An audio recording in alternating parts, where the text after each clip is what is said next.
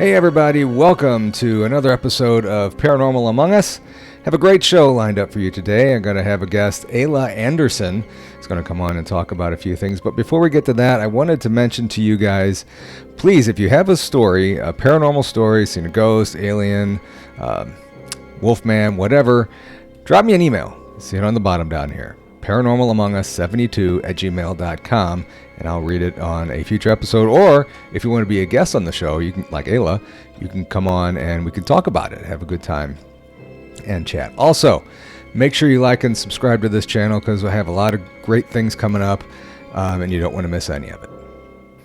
And joining me now is on the Boomcaster interview hotline thingy is Ayla Anderson. Ayla, thank you for joining me today. Thank you for having me. I'm excited to be here. All right.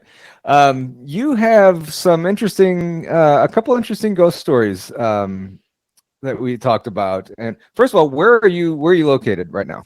So currently I am in Maryland, Mechanicsville, Maryland, middle of kind of nowhere. Well, you got the Blair Witch out there, don't you? Yes, we do. And I'm originally from Nevada, and I had watched the Blair Witch Project and thought it was I was like, this is such a great movie. It seems so scary.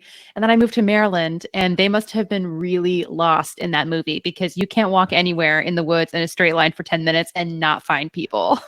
So it was doing a really tight circle, that whole movie. Yeah. So you go from the Area 51 state to the Blair Witch state. Yes, exactly. Coming in the middle of that, I was in the middle of kind of voodoo state. Actually, I was in the Peace Corps in Malawi in Africa, where there are witch doctors and very, very real to the people who are there as well. So Really? I've kind of gotten to taste it all, I guess, from aliens to witch doctors to ghosts, and then Washington, D.C., which is full of all kinds of spooky things. That's a whole different topic that we're not going to get into. We won't go there. Let's circle back to that alien, if you have any alien stories. I'm interested in that as well. Go ahead. Oh, so alien stories. Myself, sadly, I don't have any, which is kind of a shame, but a lot of my family does. So my father lives in the middle of true nowhere. I say that about Maryland. The town that I spent my summers in with him had about 100 people. And it's in the middle of this huge salt flat. The nearest grocery store is about 60 miles away. And so obviously there's no light pollution and the sky is incredibly dark there. And all you see are the stars all night long. But as a child, I never really noticed anything myself, probably just being not exactly observant. But my father and my grandmother used to always tell me about all the different lights that they would see out there, or like the lights of three that would come and spin around and stop and hover above the town and go out. So they are firm believers. And really? yes, absolutely. And they've spent many more nights out there than I have spent myself. And they definitely have shared all of that. The only aliens, sadly, that I've seen is the beautiful gas station stop right next to a pleasure house on the way down to Vegas. They have the green and the bright pink and the aliens. But so far, that's all that I've been witness to. Yeah, well, that's pretty interesting. Okay, so let's talk about some of your ghost stories, and both of these stories, if I remember correctly, are from when you were younger, correct? Younger, yes. One is a young girl, and then one is like a high schooler into adulthood, kind of. Okay, so let's talk about the earliest one when you were a little girl. I'll let you tell the story. I'll mess it up. Oh no, you're fine. So I will, kind of start all of it saying I myself am actually quite skeptical of a lot of ghost stories, but I think a healthy skeptical. I love it when I feel like they're really true. And looking back on my own life, I kind of started to worry that maybe my own experiences weren't real. But I do believe that this one, it definitely was. So when I was a young girl, probably about 5 or 6, my mother and I lived in Missouri, in a tiny little town, a theme in my life, tiny towns. Gainesville, Missouri. And I remember one of the nights we were coming home from the grocery store and it was kind of dusk. It was a little bit dark outside and I was helping my mother bring in the groceries. So she had already gone inside and I was in the car packing up, as a kid, even as an adult. I'm sure many will agree. You fit as many of those bags on your arms as you possibly can because going back for a second trip is a cardinal sin. Can't So feel I your was, hands afterwards, but yeah, you get it all but in it's one worth trip. it. It's worth it. You don't have to make Exactly. that extra 10 steps twice, It's all about efficiency, even at 5 years old. Anyways, so I was reaching into the car. My car door was open. I was in the passenger side. And looking back at our apartment was this old cul-de-sac. And we were in a one-story house with a tiny little, maybe 10-foot patch of grass out in the front yard that led into the house. So I was reaching down and grabbing more groceries. I looked up to look back at the door to see if my mother was coming back out, and she wasn't. However, there was a young girl who was standing right in the middle of the green grass, and she had this like long, dark, maybe black or brown hair, and she was Mhm. very light colored, almost like light was not coming off of her, but she was very bright considering it was almost nighttime. And she, if I remember correctly, I was also quite young, but I Mhm. remember her wearing really, really light, long dress. And it was one of those things where, you look up and then you look back down to grab the rest of your things before your mind really, realizes that you might have seen something. And I turned and Mhm. snapped my head right back, and she was nowhere to be seen. And there was no way she could have ran away in the 2 seconds it took me to reach back down, because I looked around and the grass area was large enough. You'd have to be, Mhm. faster than Bolt, you know, Right. and there was nowhere she could have gone and there was nowhere she could hide. It was just a big open grass field. And I remember getting really spooked and grabbing the rest of the groceries because I Oh, still yeah. was not going to miss carrying in all the groceries, even in my terror. But I grabbed them all in and I went running inside. And my mom was like, "Oh, are you okay? What's the matter?" And I didn't really want to tell her what was wrong because I thought maybe I was just being silly, or, I didn't really want to Right. say. And so I never did. And I remember thinking back on that and kind of thinking, wow, was that actually, the essence or a ghost, or something of Mhm. someone that was a young girl in that cul-de-sac? Sorry, I Now saw. what? Oh, you're fine. You're fine. So, what did this young girl look like? Did she look like she was from like recent time period, or from like colonial times, or Indian? So this is one of those things too, when you're so young, right? You view the world kind of differently. Yeah. So I remember kind of thinking she looked a little different, but I wouldn't say she was wearing, an old bonnet or coming from Mhm. Little House on the Prairie, that type of clothing. It just seemed like a pretty plain white long dress. And she looked about my age. And Mhm. that's kind of one of the reasons why I think I saw her and I felt like I really saw her, because I was like, oh, she's somebody that's about my age. But Right. unfortunately, no, I can't really remember in the cloud of it all my 5-year-old perception. Unfortunately, that's one of those things. Yeah. But I kind of did discount myself on that memory, at least. Yeah. And as a much older adult, I was talking about ghost experiences and those kinds of situations with my fiance and my mother. Mhm. And she said, I had recounted my experience as she was recounting her own. And she said, that's really wild that you had that experience, because when we were living in that house, you used to go over to the window and look out, and there would be what you said was a young girl standing there. And you would ask me if you could go play with her. And this happened multiple times. And she'd come over to the window and she'd look out and go, who are you talking about? Because, of course, we knew all the kids in the little cul de Right. sac. It was like our own little village. And she could never see. And I would point out the window and I would say, she's right there. That girl, can I go play with her? And she would say, yeah, go ahead. And I would run down and she would see me Mhm. talking to someone who wasn't there. And when she told me that, I was like, oh my gosh, I don't remember Wow. that at all. I don't Yeah. remember. I'm sure I just imagined I was playing with another kid from the area, but I remember the time when I saw her disappear and it scared me. And I felt almost like this insane sense of Wow. validation, because she was like, this is really crazy. That Mhm. you saw that girl and you talked about her a lot. So Mhm. that was scary almost, but really cool to be like, yeah, I was right. Yeah. It's really interesting that you were able to see it and your mother wasn't. I mean, to talk about the pure innocence of kids being able to see, spirits or whatever. Um, and that's a perfect example of it, that you were able to see it and your mother wasn't. And I'm wondering too, because I don't remember. those instances where I was talking and playing with her, but I strongly Uh-huh. remember the moment that I got scared of her. And then I don't remember seeing her any time after that. And we had been in that area for a couple of years, and she couldn't Mhm. place exactly when, like what age precisely I had been playing with this little girl. But kind of what I Mhm. feel might have happened is that youthful innocence, I was having fun just playing with a new friend, and I didn't even realize that she wasn't an ordinary girl like me. And then Mhm. when I got older and started kind of maybe growing out of that, seeing more things, then the moment I got scared, I kind of stopped seeing her. And of course, this is all just my thoughts, but that's really what it Right. felt like to me. Wow, that's crazy. And like I said, it's a shame that you don't remember being in the yard talking to her and trying to play with her, Yeah, because it I would have been don't. interesting if your mom not seeing her and just seeing you, playing with nobody else there. I mean, that would be pretty interesting if you would remember that. I know it was a shame. And I do also really wish that when I was a little girl, I would have told my mom what I saw out in the front yard, because Hmm. then I think maybe she could have been like, oh, is it this girl that you've been seeing, and kind of get a better timeline. But instead, I waited for like 25 years. And here we are now.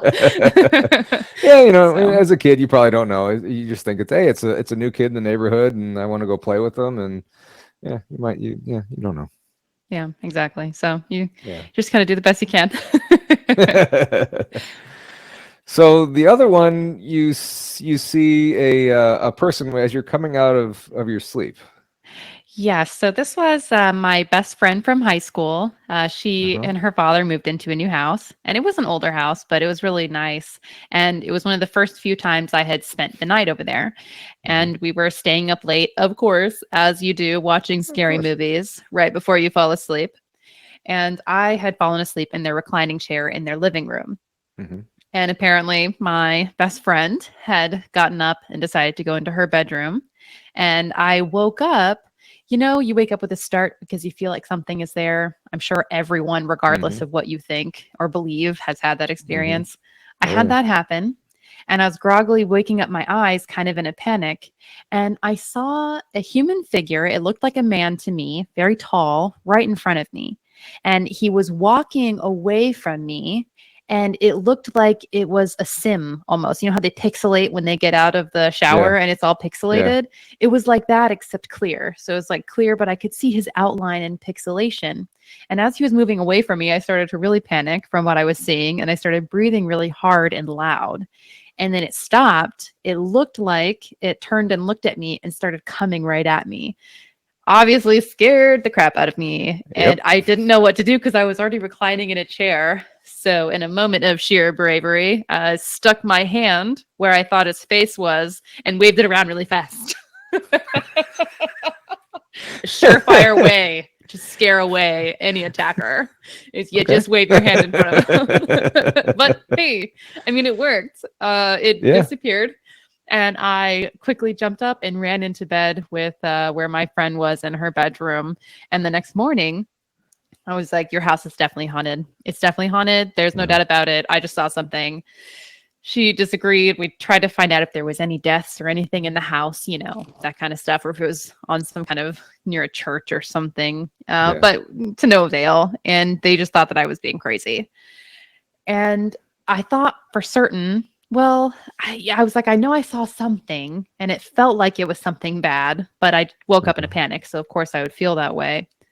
But then a couple of years later, I had almost the exact same thing happened. I woke with a start. I was just in a dorm room. It wasn't even, I mean, it was farther away when I was in college in a whole other state. Hmm. And I woke up kind of in panic, and I saw another pixelated figure, the exact same as what I saw when I was in high Really? school. And it was again moving across my field of view. But rather than my heroic hand to the face gesture, I just stood there in kind of a frozen panic and just kept blinking my eyes and blinking my eyes to try to see what it really was. And it dissolved without my hand waving. It just dissolved. And as I became fully awake, I didn't see it anymore. And I Hmm.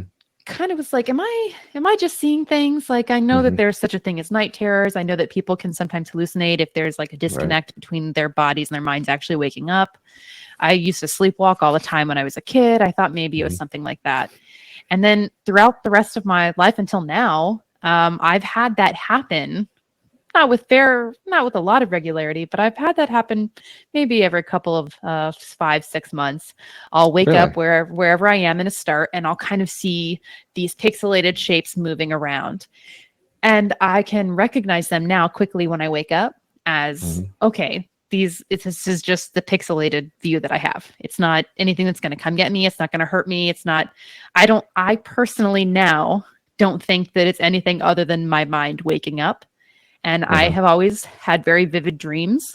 And as a child, my Mhm. mom used to wake me up every morning and she'd have me recount my dreams. So I got very, very good at remembering everything about my dreams. And I really do feel like it's just kind of my dreams coming and waking up. Mhm. And I think personally for me, it gave me so much more belief in what I had seen when I was a little girl, because I had Mhm. always thought that maybe I was just seeing things, maybe I was a kid that didn't know any better, but I felt so validated because I was able to look at the experiences that I had and apply Mhm. what I knew about science and actually Mhm. explain one and definitely not be able to explain the other. And I just it was really cool for me to have that experience because, like I said, I'm a bit of a skeptic a lot of the time when it comes to Yeah. those kinds of things. I like to hear a little bit more, not just blindly. Mhm. I think some people just really want it to be true. But now, Right. personally, I really do believe that it is true and there are those circumstances happening. And it was, oh man, it was really cool to understand Yeah. myself better and then to be like, yes, actually, I did see a ghost. So thank you very much. And it One for wasn't the me. squiggly one for me and then squiggly face for the rest of you. So the guy when you're waking up, the guy that you the um My pixelated man. yeah. What kind of movie was it that you were watching? Or do you remember the movie that you guys were watching? Oh gosh, I don't remember. I think it was oh, what's in, this is going to show my age a little bit.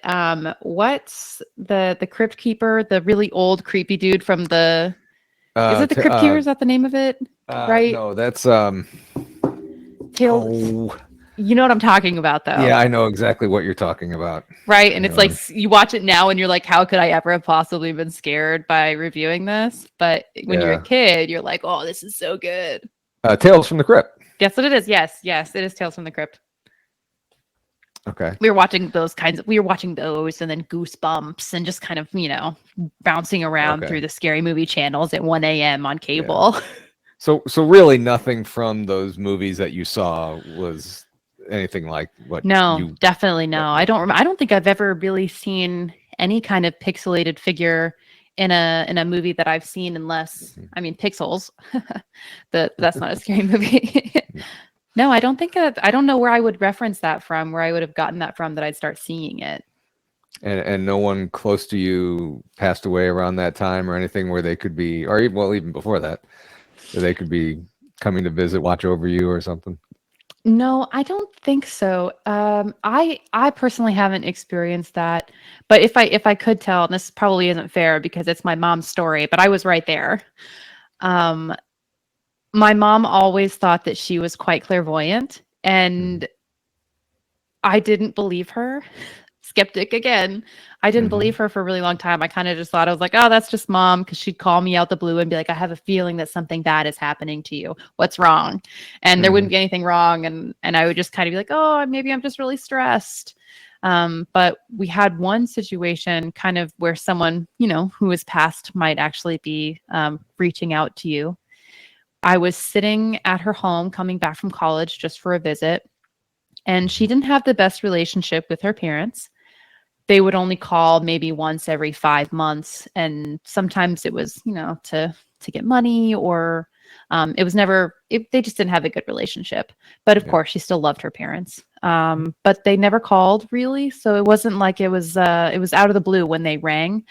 But we were sitting on the couch just watching TV, and my mom looks at me completely deadpan, and she's never done this to me before. But she looks at me and goes, "My dad's dead."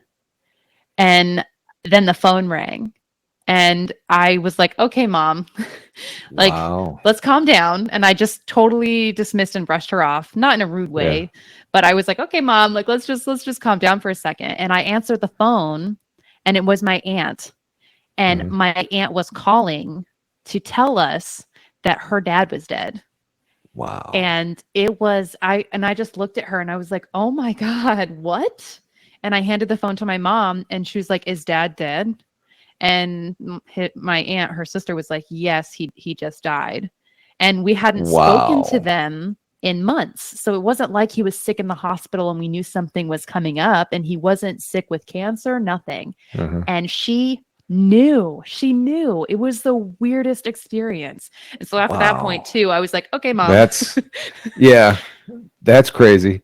I have a story similar to that. My wife's best friend, when my father-in-law died, um, her best friend didn't know it at the time, but they weren't together or anything. But when he died, she knew. We hadn't told anybody, but she knew, and she called my wife and said, "What's going on? Is there something wrong?" And she knew before we told everybody. That's Um, crazy. and then my wife would have dreams about people, some close friends of ours, and she'd have a dream about him, and oh my god, I better call him. And sure enough, something happened to him, to where one of their family members died or something. They were sick or something like that. I kept telling my wife, "Don't you ever dream about me. Please keep me out of your Keep me out of it. Keep me out of dreams. it." But that's pretty incredible that some people have that sense that somebody close to them is died, and you're not even however many miles away from them. No, it's not like you're expecting it, or you know that Hmm. they've been sick for a while, so it's coming. And yeah, and I really do wonder. And like I said, I haven't experienced much of that myself, so I have no idea. But I'm wondering, like, what is it? Like, through what medium are they actually feeling these things from, I guess, the other side, right? Like, what Yeah.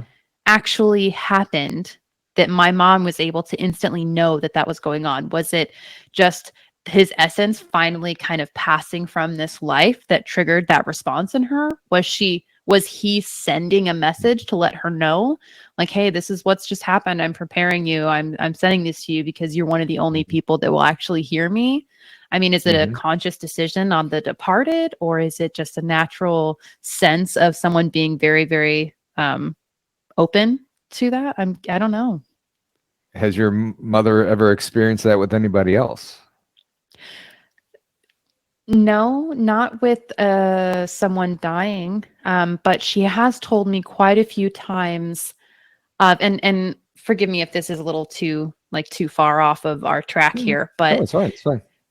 so she told me that she was in a bar, Hmm. and she was sitting at the bar, and there was a man who was next to her, and she could just feel that something was really not right with him as an individual. She could just feel like, Hmm. she told me she was feeling this really heaviness off of him.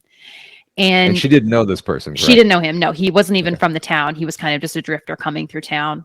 Hmm. And she struck up a conversation with him. And it turns out that he had negative thoughts about children. And he didn't know what to do because there weren't any resources for him Hmm. to reach out to make sure that he doesn't hurt children. And it was one of those situations kind of where he's like, I guess what's going to have to happen is I'm going to have to do something, get arrested, be put in prison so then I can't hurt anybody. And my Wow. mom was kind of talking to him, and it was, she said she just knew that that's what his problem was, and she could feel him like calling out for help, and he didn't Hmm. know what to do. And I mean, obviously, she wasn't a psychologist or someone who could really help in that kind of a situation, or a Hmm. police officer, I'm not sure. But she recounted this conversation she had with me, and she was like, I didn't know how to help him, but I could just feel in my heart that he was begging for help, and I wanted to Hmm. help him and help any of the kids that might be hurt through that. And then after it Hmm. happened, I mean, she couldn't even, she tried to file a police report, but they were like, oh, so you just talked to this man and knew that he was going to harm children, but he hasn't, and you don't know his name, you don't know anything Right. about him. And so she was kind of a dead end for her. But she told me that, and I was just like, okay, so like maybe if you can feel that from someone, though, don't approach them next time for your own safety's sake. I'm just saying, Mom. Yeah, yeah. But yeah, she So, and I mean, the thought I had, and I'm by far no expert on this, and it's just a theory. She could be some kind of medium, maybe, to and you know, someone I that doubted that, but communicates I with. believe it now. Mhm. Yeah, and I've actually been talking to a few mediums that they're going to be coming on maybe in the next couple weeks or so. I mean, I would really like to get their take on that. Oh yeah, that is true. And my mother would absolutely adore to share these stories herself, but she just passed away from breast cancer. So this is all Oh, I'm coming sorry. coming to you guys secondhand. Um, Hmm. but I think that she would be really excited at the idea of some people, hearing her story and believing it. Because I Yeah, think for the first part of our lives together, I didn't really believe her, and I definitely yeah. do now. And I did after that happened with my grandfather. Hmm. Yeah, I mean, I've had a few instances where I mean, my wife too has had, smelled her father's cologne after he passed. And the other day I was downstairs in our basement a couple months ago, and I was downstairs working out or something, and I distinctly smelled my dad's cologne. And he's been gone for 5 years, 6 years, and my mother or my father-in-law gone even longer. Um, but I haven't smelled it since, and it Wow. was a very distinct, You know you that know, smell. yeah, yeah. It was Old Old Spice. Yeah. So I mean, When you and, smelled and it, I how did it make you feel? I'm like, Dad, where are you?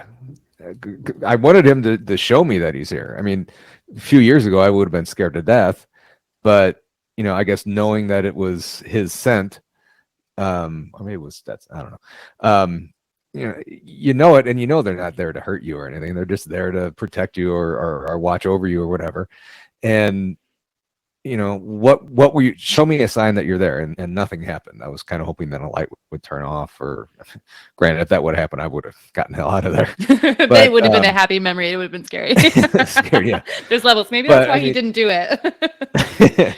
but I mean, actually, it is pretty fitting, and everything we've remodeled our basement, and after Dad passed, I got all kinds of baseball bobbleheads and all kinds of stuff from him, and that's all downstairs on display. And you know, that's where he would be if he would be here now. So that kind of makes sense now. So It does. That's really I mean, sweet, it's though. yeah, I mean it's and I've read up on that a lot lately. That you smell. You can sense your loved ones that have passed. You can. It's common that their scent. You'll smell their scent later on, just for maybe a split second or something, and boom, okay, they're near, but they don't Hmm. materialize or anything or do any other kind of sign for you. Yeah, that's crazy. My Yeah, but mother also used to feel a cat.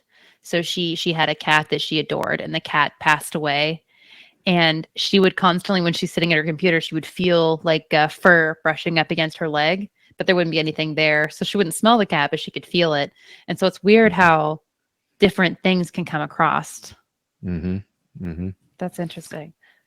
The last one that I can really remember from my own experience, and this is probably my mom, to be fair, because she was always about my dreams, and she would uh-huh, tell me what my dreams meant. And of course, as a kid, I was like, "Oh, you're crazy, lady," but she wasn't. Turns out, but I had um, I had a longtime boyfriend. We had been together for about 5 years, and he had two daughters, and I had helped raise them. They lived with us. We had 50 mhm, 50 custody with their mother. And, so it was a long time to kind of be a stepmom.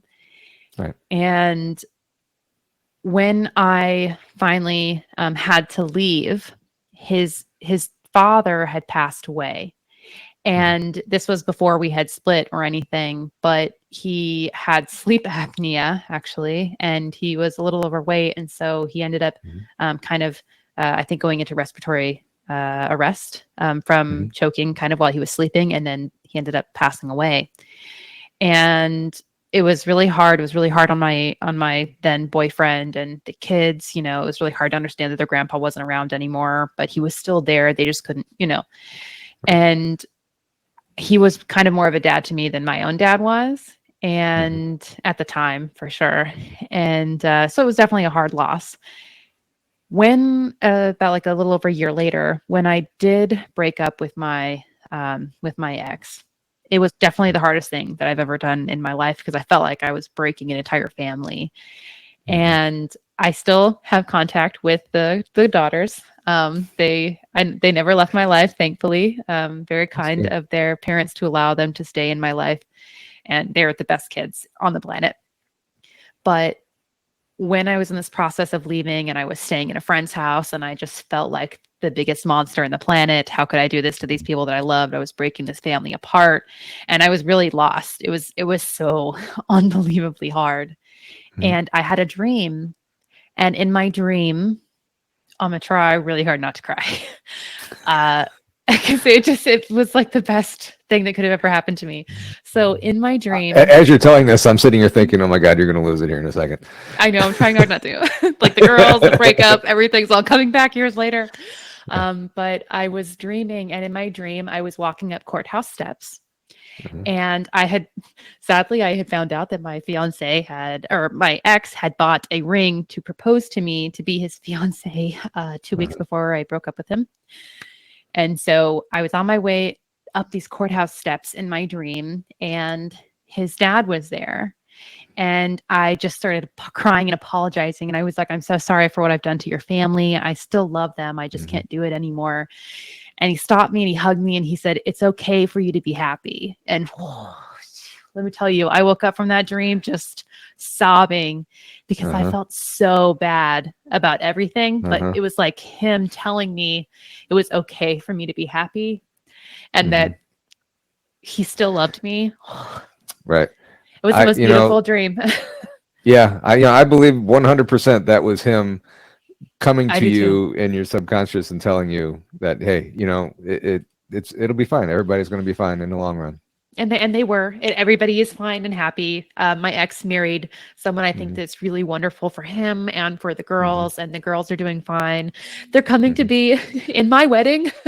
Nice. And so I think in the end, everybody did end up. It was okay. I'm Hmm. sure some other parties might disagree. They might be like, "Oh, Right. you broke my heart and you suck." But Well, um, in the long run, yeah, I think he's really happy now, and I really hope yeah, so. And yeah. I miss his family so much, but it was like, Hmm.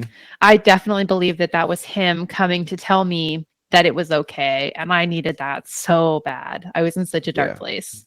yeah. And that was kind of the turning point for me where I decided it was okay for me to have an okay life after everything ended.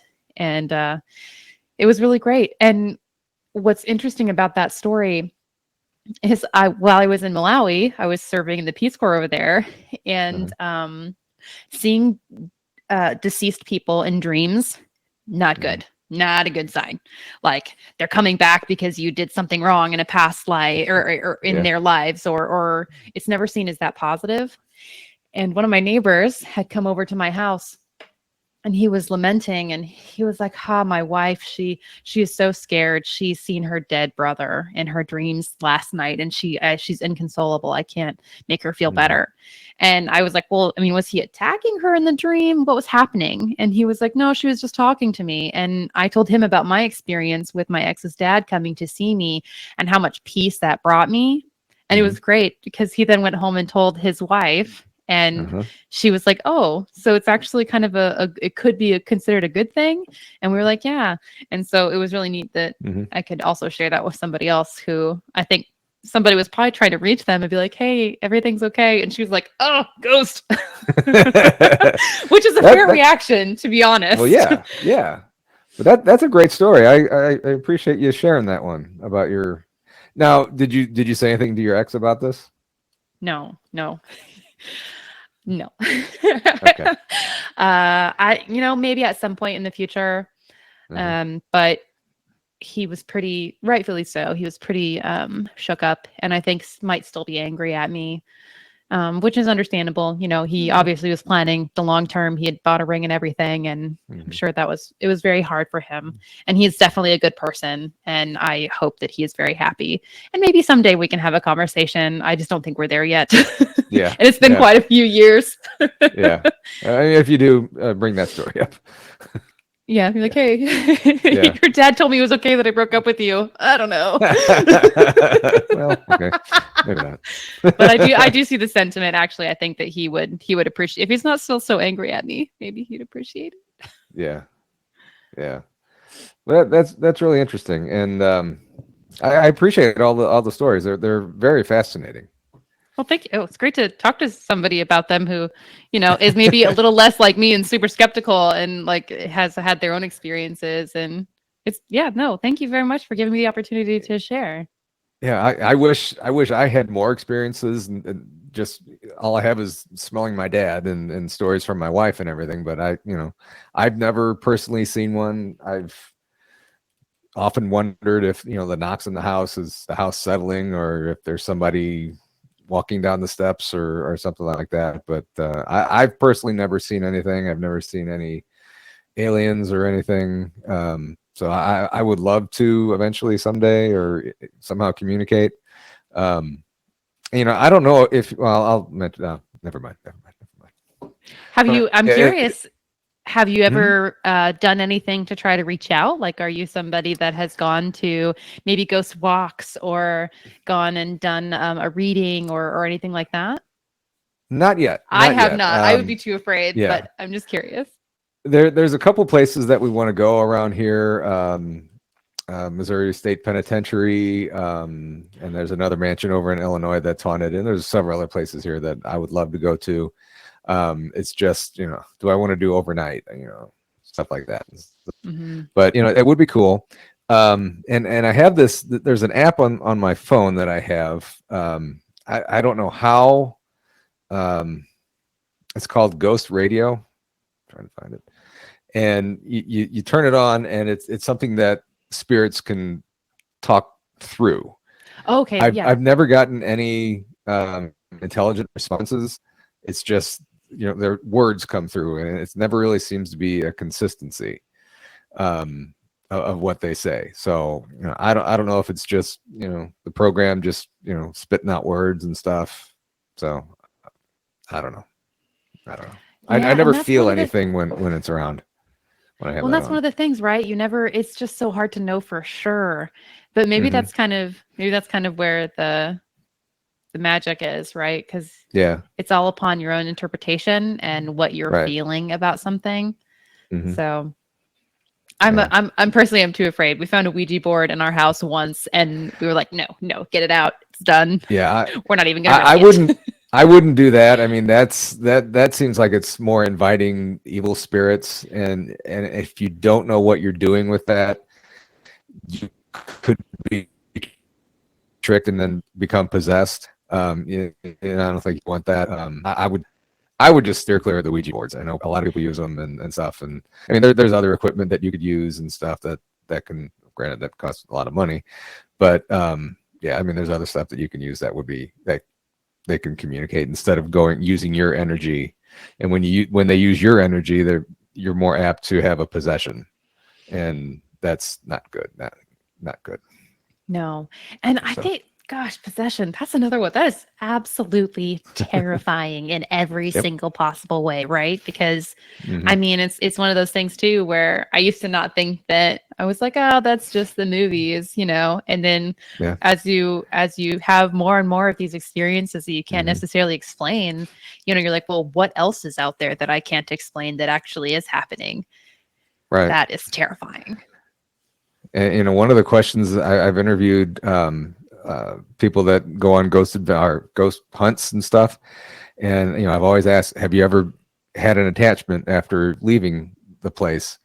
And what do you do to prevent it? And there's prayers and stuff that they can do to keep away from it. And they know, you know they know not to say, here, use my energy to make this light turn on, or something, make this thing move or whatever. They know not to say that, because when you say that, you're giving them permission to use your energy. and get inside you, and that's that'll invite the attachment, and Lord knows what'll happen after that. Yeah. I think that's a So, good precautionary tale too, because I mean, mhm, even if you're someone that doesn't necessarily mhm. believe or feel that it's real, I mean, that's you should still go in if you do want to experiment with something like that. You might as well take precautions, even if you don't think Yeah, that it could actually happen to you. Definitely still yeah, do, because you never know what happens if it exactly. is real. And then you go in there unwittingly and they're like, that's perfect for us. Exactly, exactly, Yeah, exactly. no thanks. I'll I'll stick to doing pass. this. I'll stick to like maybe my mom will reach out to me in a dream, you know? Yeah, yeah, and hopefully she will, and just Yeah, tell I'd you like that that. she's okay, and Then I can come back I've and cry about it again to you later. In front of I've had a couple dreams of my parents, but nothing where they're communicating with me. They're just there, and I never communicate with them in the dreams. It's only happened like twice um, in 10 years. So, You know what would be but really interesting, actually, thinking about that? If somebody who is very much so a clairvoyant and possibly does use dreams to communicate, I wonder if hmm there's anyone out there who also can lucid dream hmm and what kind of situations they're seeing if they are someone who is clairvoyant and can lucid dream. That would be really amazing. If you ever find ooh, somebody who does that, they would be I really will. cool to talk to. I will. I will. There's someone that I'm talking to. I can't remember what. I know he's a medium, and there's a couple other people. And like I said, there's a Facebook page that I met you on, and it's about being a guest on podcasts and stuff. And I put out a post one time, and I had like 20 people respond to me, so I'm having trouble keeping people straight. I know there Fair was a enough. couple mediums, and when you get older, you lose your mind anyway. And I'm there. There's a couple mediums, a couple other. Um, I don't even know what to call them. That I've been talking to, that I will definitely ask that question about dreams and stuff. So That's great. That'd be great. I'll be listening. yeah. So stay tuned. Not just to my own episode either. That's fairly Right. egotistical, but I would love to hear the stories that you're going to come out with other than mine. Yeah. So, all right, Ayla, I appreciate you taking the time to talk with me and share your stories. Well, I thank you so appreciate it. much. I had a very good time. Thank you. All right. Thank you. We'll be right back, guys. And my thanks to Ayla Anderson for joining us today. Some great stories from her childhood. What do you think? Leave a comment below. Love to hear about it. Also, remember, if you guys have any paranormal stories, ghost stories, alien stories, anything that has to do with the paranormal, please drop me a line at paranormalamongus72@gmail.com. That's paranormalamongus72@gmail.com. And I would either like to read the story on the air or have you on a guest, just like Ayla. It'd be pretty interesting to chat about it. So drop me a line. And make sure that you guys like and subscribe to this channel so you don't miss any future content. Thank you guys for watching. And until we meet again, stay safe, everyone, and I will see you on the next episode of Paranormal Among Us.